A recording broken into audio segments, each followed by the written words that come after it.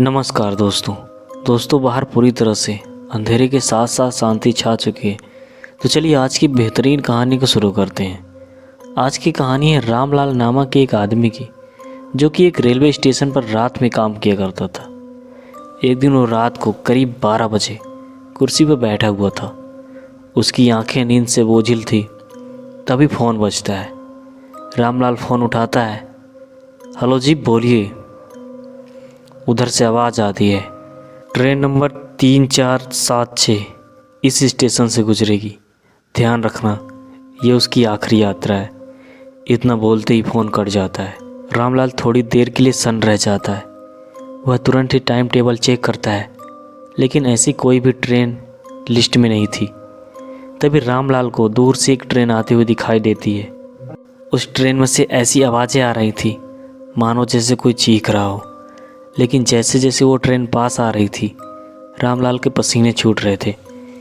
जब वो ट्रेन पास आ गई तो रामलाल ने देखा कि उसमें कोई ड्राइवर नहीं था। डिब्बों की खिड़कियों में से धुंधले सफ़ेद कपड़ों में लिपटे लोग झांक रहे थे। उनकी आंखें खाली थी। ऐसा लग रहा था मानो उसमें आंखें ही ना हो। ट्रेन स्टेशन पर रुकती है।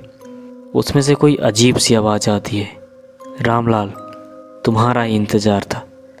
रामलाल चीख पड़ता है और पीछे हट जाता है, और देखते ही देखते वो ट्रेन उसकी आंखों से ओझल हो जाती है।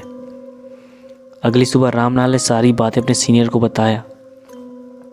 उसका सीनियर बड़ा घबरा जाता है और कहता है, ये वही ट्रेन थी जो आज से 20 साल पहले पटरी से उतर गई थी, और उसमें सारे यात्री मारे गए थे, और उसके कुछ दिन के अंदर ही किसी को कुछ न कुछ ज़रूर हो जाता है। फिर पता नहीं कहाँ से एक कागज़ उड़कर रामलाल के पैरों पर गिर जाता है। जब रामलाल उसे खोलकर पढ़ता है तो उसमें लिखा था, अगली सवारी तुम्हारी होगी। उसके बाद रामलाल तुरंत ही वहाँ से निकल जाता है और अपना ट्रांसफ़र कहीं और करवा लेता है।